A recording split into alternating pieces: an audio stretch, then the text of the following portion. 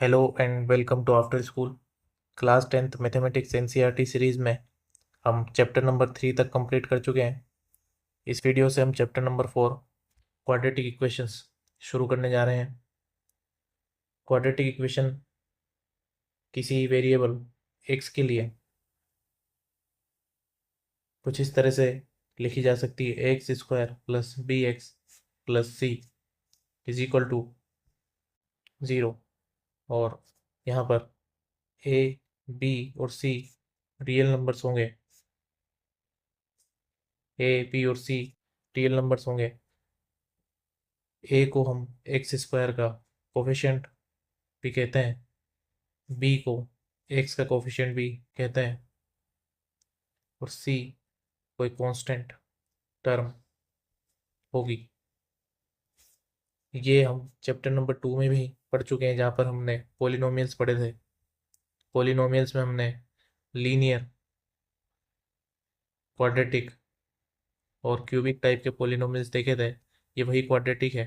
यहाँ पर variable x है और उस x में हमने क्वाड्रेटिक इक्वेशन का जनरल फॉर्म देखा: a x square plus B x plus C is equal to 0। यहाँ पर ए, बी और सी रियल नंबर्स होंगे। एक्स स्क्वायर का कोफिशिएंट ए होगा, एक्स का कोफिशिएंट बी होगा और सी एक कांस्टेंट टर्म होगी। इसके बाद हम एग्जाम्पल नंबर 1 बुक का देखते हैं, एनसीईआरटी का। लिखा हुआ है: represent the following situations mathematically. John and Jivanti together have 45 marbles. Both of them lost 5 marbles each, and the product of the number of marbles they now have is 124. We would like to find out how many marbles they had to start with. तो सबसे पहले तो जैसा कि हम अभी तक करते हुए आए हैं, वेरिएबल्स को अज्यूम करना, तो हम इसको इस तरह से कर सकते हैं: let number of marbles John had be X. अगर जॉन के पास में एक्स मार्बल है, वो टोटल मार्बल्स हमें 45 दिए हुए हैं, तो बचे हुए मार्बल्स जीवंती के पास में होंगे, जिसे कि 45 माइनस एक्स कह सकते हैं। अब यहाँ पर लिखा हुआ है: both of them lost 5 marbles each and the product of the number of marbles they now have is 124। अगर दोनों ने अगर दोनों ने 5 मार्बल्स को लूज कर दिया है, तो जॉन के पास में एक्स माइनस 5 होंगे और जीवंती के पास में 45 माइनस एक्स माइनस 5। और दिया हुआ है कि इन दोनों का प्रोडक्ट 124 के बराबर आता है। हम इसको थोड़ा सिंप्लीफाई करते हैं: एक्स माइनस 5, 45 में से 5 गए 40 और 40 minus X is equal to 124। दो ब्रैकेट्स है, यहाँ पर मल्टीप्लीकेशन करते हैं। इस एक्स से 40 में भी मल्टीप्लाई होगा और इस एक्स से इस माइनस एक्स में भी मल्टीप्लाई होगा। तो इसे लिखते हैं: x into 40 is 40x, x into minus X is x square. Similarly ये जो माइनस 5 है, इससे 40 में भी मल्टीप्लाई होगा और माइनस एक्स में भी मल्टीप्लाई होगा।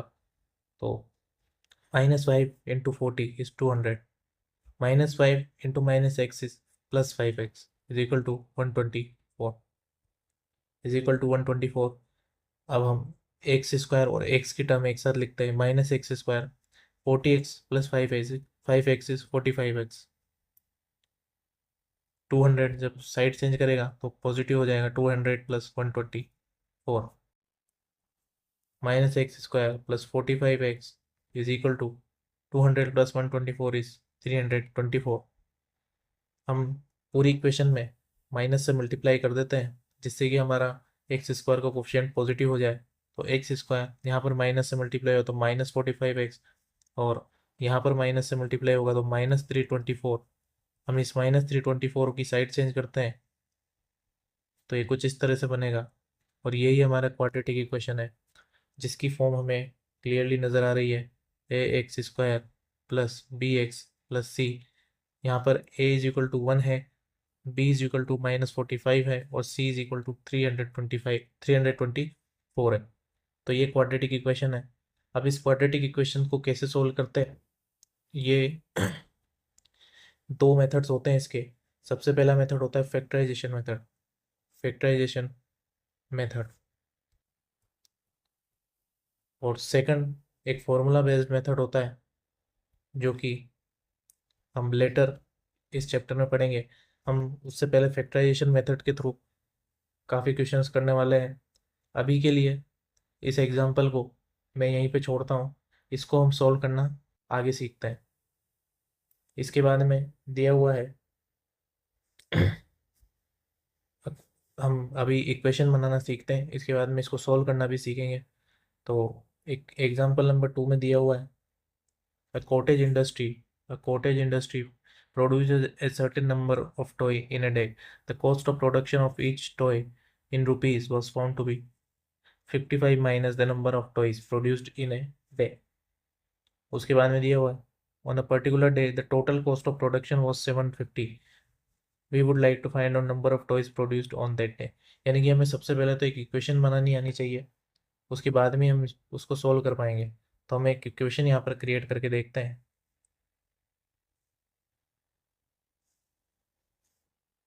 हम क्वेश्चन नंबर 2 जो है हमारा, इसको सोल्व करते हैं। सबसे पहले तो दिया हुआ है हमें एक वेरिएबल अज्यूम करना पड़ेगा, तो हम करते हैं let number of toys produced on that day be X. उसके बाद में दिया हुआ है कॉस्ट ऑफ प्रोडक्शन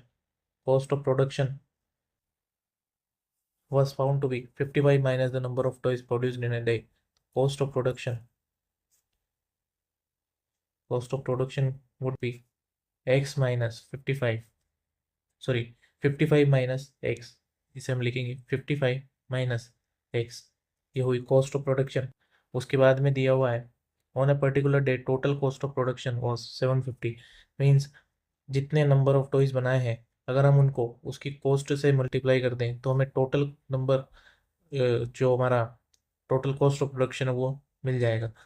यहाँ पर हमने टोटल टॉयज लिखे जो उस दिन बने हैं, ये कॉस्ट पर टॉय है। अगर हम इनको मल्टीप्लाई कर देंगे तो जो हमारी टोटल कॉस्ट आएगी वो निकल कर आ जाएगी। हमने यहाँ पर यही किया है। इसे हम सोल्व करके देखते हैं। एक्स का मल्टीप्लाई इस 55 में भी होगा और इस एक्स का मल्टीप्लाई इस माइनस एक्स में भी होगा। तो x into 55 is 55x, x into minus x x square और 750 एज इट इज़। हम चाहें तो इसे LHS से ले जाके RHS में अगर रख सकते हैं तो हमारा एक्स स्क्वायर का साइन जो है पॉजिटिव हो जाएगा और ज़ीरो इज इक्वल टू हो जाएगा x square minus 55x plus 750। और हम इसी को इस तरह से लिख सकते हैं X square minus 55x plus 750 is equal to 0। तो यहाँ पर भी हमने इक्वेशन बनाना सीखा। अब इसे सॉल्व कैसे करते हैं ये हम आगे के चैप्टर्स में सीखेंगे। अभी के लिए हमने इक्वेशन बनाना सीखा और यहाँ पर हम देख सकते हैं कि x square plus B x plus c की फॉर्म हमें मिल गई है, जहाँ पर ए है 1, बी है -55 और सी है 750। अब आपकी बुक का जो एक्सरसाइज है हम वहाँ पर आते हैं। ये है एक्सरसाइज 4.1 और ये उसका क्वेश्चन नंबर 1 है। दिया हुआ है check whether the following are quadratic equation. तो हमें चेक करना है कि क्या ये इक्वेशन क्वाड्रेटिक है। क्वाड्रेटिक इक्वेशन की फॉर्म हमें पता है, अगर इवन इक्वेशन उस फॉर्म की है तो वो डेफिनेटली क्वाड्रेटिक इक्वेशन होगी। फर्स्ट क्वेश्चन देखते हैं, लिखा हुआ x प्लस 1 का square is equal to 2x-3। हमें a प्लस बी के होल स्क्वायर का फॉर्मूला आता है a square plus 2ab plus B square. यहाँ पर a प्लस बी का होल स्क्वायर फॉर्मूला हम लगाते हैं तो देखेंगे कि x square plus 2 into X into 1 plus B square is 1 square. और हम राइट हैंड साइड में ब्रैकेट खोलते हैं, ये जो 2 है वो x से मल्टीप्लाई होगा और 2 - 3 से भी मल्टीप्लाई होगा, तो इसे हम लिख सकते हैं 2x-6। सिंप्लीफाई करते हैं एक्स स्क्वायर प्लस 2x+1, इस माइनस इस 2x को जब हम LHS में लेके आएंगे तो -2x हो जाएगा, और जब ये -6 LHS में आएगा तो +6 हो जाएगा। यहाँ पर बचेगा 0। एक्स स्क्वायर 2x और 2x और -2x कैंसिल आउट हो जाएंगे, तो यहाँ पर x की टर्म नहीं आएगी, और 1 + 6 इज 7 इज इक्वल टू 0। अब हम यहाँ पर चेक करते हैं कि क्या ये क्वाड्रेटिक इक्वेशन है या नहीं है। क्वाड्रेटिक इक्वेशन का जो फॉर्म होता है वो होता है ax² + bx + c is equal to 0। क्या यहाँ पर ax² है? बिल्कुल है। a इज इक्वल टू 1 है और x² हमारे पास में है। क्या यहाँ पर bx है? अगर हम देखें तो x का कोफिशिएंट यहाँ पर 0 है, यानी कि b इज इक्वल टू 0 आ रहा है। लेकिन हम इसमें इस तरह से लिख सकते हैं x² + 0x + 7, लेकिन 0x लिखने का कोई मतलब नहीं है क्योंकि उसका मतलब 0 होगा। इसलिए यहाँ पर b इज इक्वल टू 0 आ रहा है और c की वैल्यू यहाँ पर 7 आ रही है, यानी कि क्वाड्रेटिक इक्वेशन है। यानी कि जो गिवन इक्वेशन है वो क्वाड्रेटिक इक्वेशन है। क्वाड्रेटिक इक्वेशन है। इसी तरह से हम अगली इक्वेशन को देखते हैं। दी हुई है x² - 2x, दिया हुआ है x² - 2x is equal to -2 3 - x। x² और -2x एज इट इज। जब ये -2 इस 3 में मल्टीप्लाई होगा तो -6 बनेगा, और जब -2 -x में मल्टीप्लाई होगा तो +2x बनेगा। तो इसे लिखते हैं -2 × 3 is -6, -2 × -x is +2x। x² - 2x, ये जो 2x है ये अपनी साइड चेंज करेगा तो एक और -2x बनेगा, और ये जब 6 अपनी साइड चेंज करेगा तो +6 is equal to 0। x² - 4x + 6 is equal to 0। तो हम यहाँ पर देखेंगे कि ax² + bx + c की फॉर्म अभी भी क्रिएट हो रही है। यहाँ पर a इज इक्वल टू 1 है, b इज इक्वल टू 4 है और c इज इक्वल टू 6 है, यानी कि ये भी क्वाड्रेटिक इक्वेशन है। इसके बाद हम क्वेश्चन नंबर 3 देखते हैं इसी का। क्वेश्चन नंबर 3 देखते हैं। दिया हुआ है x - 2 x + 1, x - 1 और x + 3। इसे भी हम सोल्व करके देखते हैं। जब ये ब्रैकेट खुलेंगे तो ये x + 1 x से मल्टीप्लाई होगा और 1 से भी मल्टीप्लाई होगा। सिमिलरली -2 भी x से मल्टीप्लाई होगा और 1 से मल्टीप्लाई होगा। तो इसे लिखते हैं, जब x और x मल्टीप्लाई होगा तो x², x और 1 मल्टीप्लाई होगा तो x, जब -2 और x मल्टीप्लाई होगा तो -2x, और -2 और 1 मल्टीप्लाई होगा तो -2। सिमिलरली इधर भी x x से मल्टीप्लाई होगा, x + 3 से मल्टीप्लाई होगा, -1 x से मल्टीप्लाई होगा और -1 ही 3 से मल्टीप्लाई होगा। तो इसे लिखते हैं x × x is x², x + 3 is 3x, -x, sorry -1 × x is -x, -1 × 3 is -3। इसे हम सिंप्लीफाई करते हैं। x - 2x, x - 2x is -x, इधर -2, इधर x² और 3x - x इज 2x और -3। हम यहाँ पर देख रहे हैं कि बोथ साइड x² आ रहा है, दोनों साइड साइन सेम है, यानी कि जब ये x² इस साइड आएगा तो x² - x² हो जाएगा, x² - हो जाएगा -x, और जब ये 2x इधर आएगा तो ये -2x हो जाएगा, -2 और +3। हम देख रहे हैं कि x² की टर्म 0 हो गई है और सिंप्लीफाई करके कुछ ऐसा दिख रहा है। अब हमारी जो इक्वेशन होती है x² + bx + c, उसमें x² की टर्म आना जरूरी है। अभी यहाँ पर हाईएस्ट पावर जो है, हाईएस्ट पावर या फिर डिग्री जिसे हम कहते हैं, हाईएस्ट पावर या डिग्री है वो 1 है, जबकि हमारी क्वाड्रेटिक में वो 2 होती है। यहाँ पर x² का कोफिशिएंट नहीं है, यानी कि अगर x² की टर्म ही नहीं है तो वो इक्वेशन क्वाड्रेटिक इक्वेशन नहीं कहलाएगी। यहाँ पर -3x + 1 लिखा हुआ है, यानी कि ये तो लीनियर इक्वेशन है, ये तो लीनियर इक्वेशन है, ये क्वाड्रेटिक इक्वेशन नहीं है, लीनियर इक्वेशन है। तो इसमें थर्ड वाले में नो आएगा। इसी तरह से सभी क्वेश्चन हमें करने हैं। अगला क्वेश्चन करते हैं, क्वेश्चन नंबर 4। क्वेश्चन नंबर 4 में इक्वेशन दी हुई है x - 3 into 2x+1 is equal to x into x+5। जब x 2x से मल्टीप्लाई होगा तो 2x², जब x 1 से मल्टीप्लाई होगा तो x -3 2x से मल्टीप्लाई होगा तो -6x, और -3 1 से मल्टीप्लाई होगा तो -3। x और x मल्टीप्लाई हो गए x² और x+5 मल्टीप्लाई हो गए 5x। 2x² -5x -3 -x² -5x। 2x² में से x² जाएगा तो x², -5x और -5x इज -10x और -3। ये ax² plus bx plus c condition को वेरीफाई कर रहा है। यहाँ पर a इज इक्वल टू 1 है, b इज इक्वल टू -10 है और c इज इक्वल टू -3 है, यानी कि ये क्वाड्रेटिक इक्वेशन है। क्वेश्चन नंबर 5 हम देखते हैं इसी का। लिखा हुआ है 2x - 1 x - 3 is equal to x+5 x - 1। जब हम इसे सोल्व करते हैं तो देखते हैं 2x into x is 2x², 2x into -3 is -6x, -1 into x is -x और -1 into -3 is +3। x into x x², x into -1 -x, 5x और -5, 2x² -7x +3। इधर इसे भी हम साइड चेंज करके लिखते हैं, इधर -x², और इन दोनों से मिलकर बन रहा है +4x। जब ये +4x साइड चेंज करेगा तो -4x हो जाएगा, और -5 जब साइड चेंज करेगा तो +5 हो जाएगा।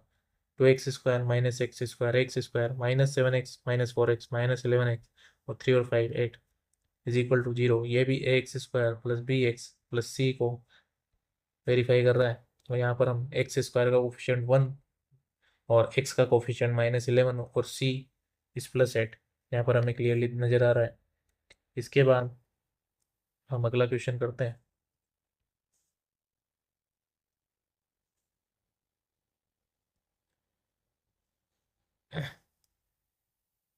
क्वेश्चन नंबर 6 भी इसी तरह का है। यहाँ पर x - 2 का जो होल स्क्वायर है, इसे आपको ओपन करना होगा। हम ऐसा ही क्वेश्चन यहाँ पर भी कर चुके हैं। क्वेश्चन नंबर 1 में भी एक होल स्क्वायर था, इसे हमने ओपन किया था, तो ये आप कर सकते हैं। मैं क्वेश्चन नंबर 7 और क्वेश्चन नंबर 8 बताता हूँ, क्योंकि क्वेश्चन नंबर 7 में एक फॉर्मूला यूज़ हो रहा है जो शायद आप लोग भूल गए होंगे, उसे मैं एक बार आपको बता दूंगा। क्वेश्चन 7 ले x+2 का whole cube is equal to 2x into x² - 1। अब यहाँ पर जो हाईएस्ट पावर दी गई है वो है 3, यानी कि x+2 का होल क्यूब। हम a+b का होल क्यूब का फॉर्मूला जानते हैं, a³ plus b³ plus 3a² b plus 3b² a। ये a+b का होल क्यूब का फॉर्मूला होता है। इसी फॉर्मूले को हम यहाँ पर अप्लाई करते हैं। a³ मीन्स अगर x a है और 2b है तो a³ मीन्स x³, b³ 2 का cube is 8, 3 into a² is x² और b इज 2, फिर 3b² इज 4 और a जो है वो है x। जिसे हम और सिंप्लीफाई करते हैं, x³ plus 8 plus 3 into 2 is 6 x², 3 into 4 is 12 और x एज इट इज। तो हमारा जो LHS है हम उसे सिंप्लीफाई करके इस तरह से लिख चुके हैं।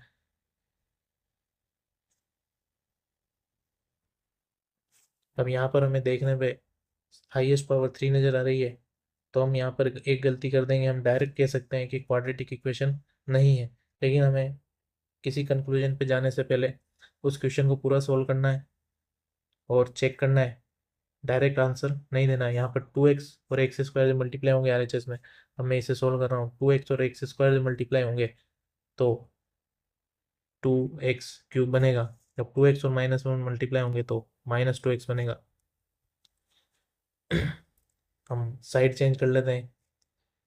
x³ जब इधर आएगा तो इधर मैं 0 लिख रहा हूँ। 2x³ -x³ -2x as it is, -6x² -12x -8। यहाँ पर एक्स क्यूब और -6x² -2 और -12x इज -14x और -8 is equal to 0।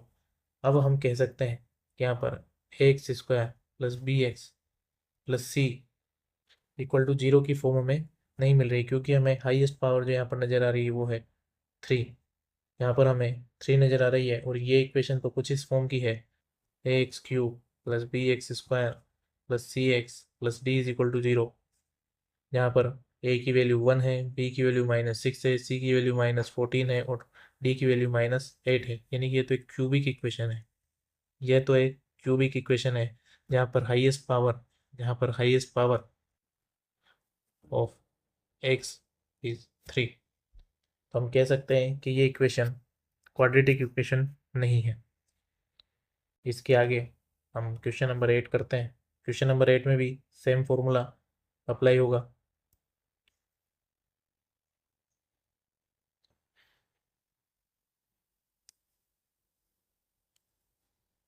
Question number 8 हम करते हैं। लिखा हुआ है x³ -4x² -x plus 1 is equal to x-2 का होल क्यूब। हम इसे सोल्व करते हैं। अभी हमने फॉर्मूला पढ़ा है, हमने लास्ट क्वेश्चन में a प्लस बी के होल क्यूब का फॉर्मूला देखा। अब हम a माइनस बी के होल क्यूब का फॉर्मूला देखते हैं। यहाँ पर आएगा a³ -b³ -3a²b और प्लस 3ab²। अगर हम इस फॉर्मूले से x-2 का होल क्यूब सोल्व करें तो a is equal to x होगा और b इज इक्वल टू 2 होगा। फिर करते हैं x³ b का क्यूब यानी कि 2 का cube is 8 -3 a² means x² और b is equal to 2। 3 into X और b का स्क्वायर यानी कि 2 का square is 4। x³ -8 -3 into 2 6x² और इधर 12x।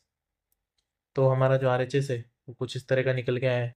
तो हम वापस हम क्वेश्चन की तरफ चलते हैं और इसे लिखते हैं x³ -4x²। अब मैं पूरा क्वेश्चन लिख रहा हूँ। x³ -8 -6x² plus 12x। हम देख रहे हैं कि दोनों साइड x³ और x³ आ रहा है। तो जैसा कि हमने लास्ट क्वेश्चन में कह दिया था कि एक क्यूबिक इक्वेशन है ना कि क्वाड्रेटिक इक्वेशन, लेकिन हम यहाँ पर देख रहे हैं कि यहाँ पे +x³ लिखा हुआ है और यहाँ पर भी +x³ है। तो जब इसकी साइड चेंज होगी तो इधर आके 0 हो जाएगा। यानी कि x³ से x³ हम कैंसिल आउट कर सकते हैं, x³ से x³ हम कैंसिल आउट कर सकते हैं। उसके बाद हम इस इक्वेशन को अरेंज करेंगे तो हम पाएंगे कि x की जो हाईएस्ट पावर है, x की जो हाईएस्ट पावर है या फिर डिग्री जो है वो 2 निकल कर आ रही है। और जब भी x की हाईएस्ट पावर 2 आए तो हम उसे क्वाड्रेटिक इक्वेशन कहते हैं, क्योंकि यहाँ पर x³ बहुत साइड से कैंसिल हो गया। जब हम इस इक्वेशन को सही से अरेंज करके लिख लेंगे तो हम पाएंगे कि x की हाईएस्ट पावर 2 आ रही है, यानी कि क्वाड्रेटिक इक्वेशन ही है। तो इस तरह से हमने क्वेश्चन नंबर 1 किया। इसके आगे हम क्वेश्चन नंबर 2 करते हैं। क्वेश्चन नंबर 2 में लिखा हुआ है represent the following situation in form of quadratic equation. Question number 1 है इसका। Area of rectangular plot is 528 metre square. Length of plot is one more than twice of its breadth. We need to find length and breadth of the plot. Question में length और width का एक relation दिया हुआ है, तो हम assume करते हैं let breadth of plot be x metre. तो लेंथ कितनी होगी इसके लिए हमें एक स्टेटमेंट दिया हुआ है। लेंथ के लिए दिया हुआ है length of plot is in metres 1 more than twice of its breadth, यानी कि length is equal to twice of its breadth 2 into X, और उसमें अगर हम ऐड कर दें 1 तो इतनी लेंथ आ जाएगी। अब हमें पता है एरिया ऑफ रेक्टेंगल क्या होता है। एरिया ऑफ रेक्टेंगल होता है लेंथ इंटू डेप्थ। तो जो कि हमारे पास है लेंथ 2x प्लस 1 और विड्थ जो हमारे पास है वो है x। और क्वेश्चन में दिया हुआ है कि जो एरिया है वो 528 मीटर स्क्वायर है, 528 मीटर स्क्वायर है। तो हम इसे सोल्व करते हैं। एक्स यहाँ पर मल्टीप्लाई होगा तो 2x², एक्स यहाँ पर मल्टीप्लाई होगा तो x और -520 इक्वल टू 0। यानी कि हमने एक quadratic equation x square plus B x plus c के फॉर्म में क्रिएट कर ली है और अब इसे हमें सॉल्व करना है। तो अभी तक मैंने आपको इसे सॉल्व करना नहीं सिखाया है। अभी जो आपकी एक्सरसाइज है इसमें सिर्फ यही लिखा हुआ है, represent the following situation in form of quadratic equation. तो अभी हमने इसकी क्वाड्रेटिक इक्वेशन बना ली है, इसे सॉल्व करना मैं आगे की वीडियोस में सिखाऊंगा। क्वेश्चन नंबर 2 की तरफ चलते हैं। क्वेश्चन नंबर 2 की तरफ चलते हैं। दिया हुआ है product of two consecutive positive integer is 306। We need to find the integer. सबसे पहले हम एक इंटीजर मान लेते हैं, let first integer is X. तो कंसेक्यूटिव इंटीजर की बात कर रहे हैं तो कंसेक्यूटिव होता है उस एक्स में अगर हम 1 जोड़ दें तो हमें दूसरा इंटीजर मिल जाएगा। और दोनों का प्रोडक्ट दिया हुआ है x into x plus 1 is 306। X into x is x square, x into 1 is plus x, और जब 306 इधर आएगा तो माइनस 306। तो ये हमारी क्वाड्रेटिक इक्वेशन बन गई है, हम इसे सोल्व कर सकते हैं। क्वेश्चन नंबर 3 देखते हैं। Rohan's mother is 26 year older than him. Product of their age is 3 years from now will be 360. तो सबसे पहले हम रोहन की एज मानते हैं, let Rohan's age is X years. तो मदर की एज जो हो जाएगी, मदर की एज हो जाएगी वो होगी एक्स प्लस 26 ईयर्स।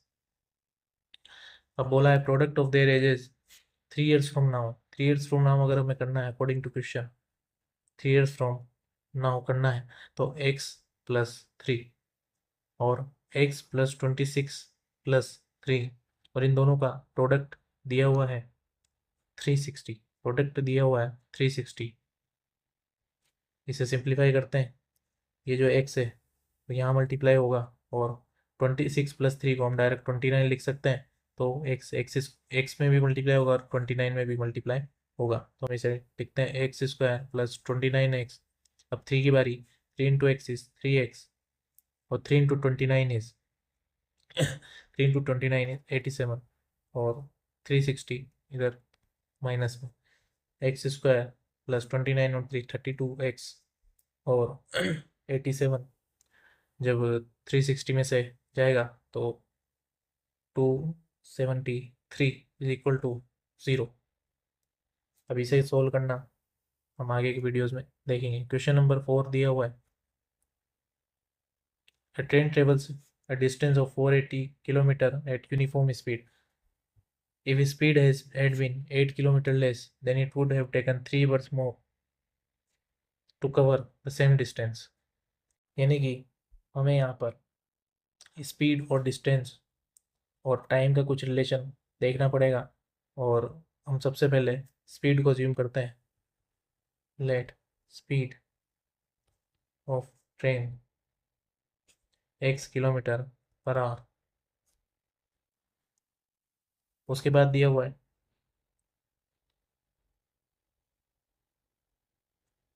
480 किलोमीटर उसने डिस्टेंस चली है, तो time taken to cover 480 kilometre would be, हम जानते हैं distance is equal to speed into time.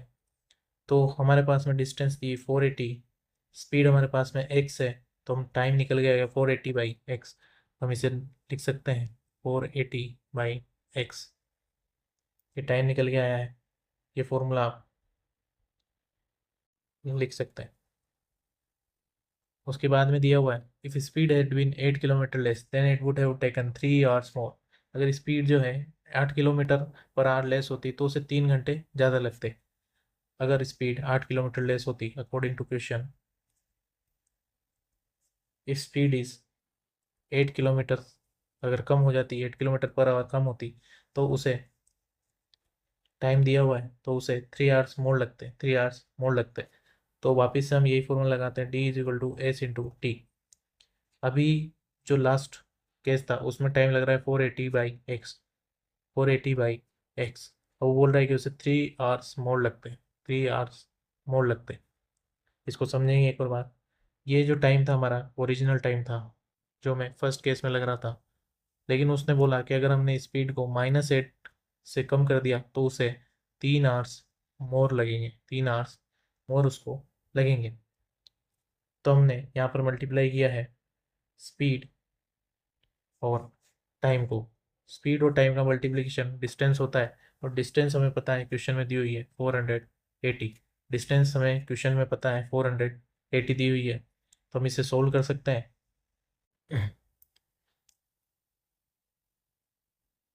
इसे हम सोल्व कर सकते हैं। जब x 480/x से मल्टीप्लाई होगा तो कुछ इस तरह का बनेगा, और x से x कैंसिल आउट हो जाएगा। x 3x -8 into 480/x, -8 into 3 is -24 is equal to 480।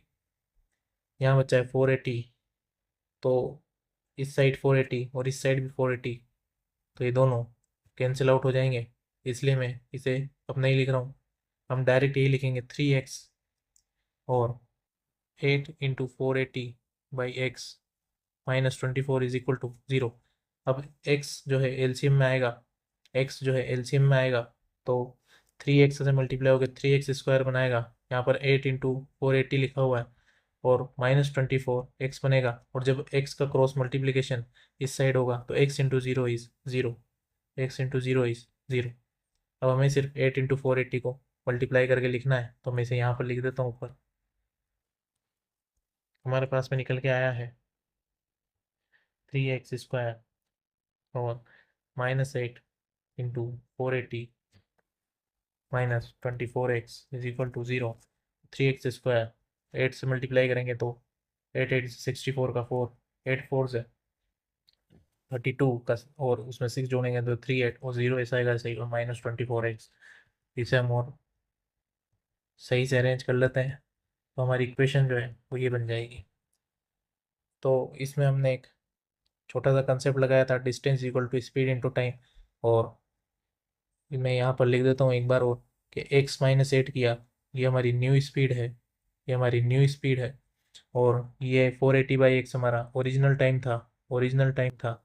और जब हमने स्पीड को घटाया तो उसमें 3 जो है वो ऐड हो गया, जिससे कि जो हमारा नया टाइम आया वो आया 480/x+3। तो इस तरह से हमने एक्सरसाइज नंबर 4.1 कंप्लीट कर ली है। इससे पहले हमने जो भी एग्जाम्पल्स थे वो भी देखें और बेसिक कंसेप्ट भी समझा। अब हम अगले वीडियो में एक्सरसाइज नंबर 4.2 स्टार्ट करेंगे और कुछ एग्जाम्पल्स करेंगे। तब तक के लिए ये वीडियो अगर अच्छा लगा है तो इसे लाइक करें और चैनल को सब्सक्राइब करें, और कोई सजेशन हो तो कमेंट बॉक्स में ज़रूर दें। Thank you.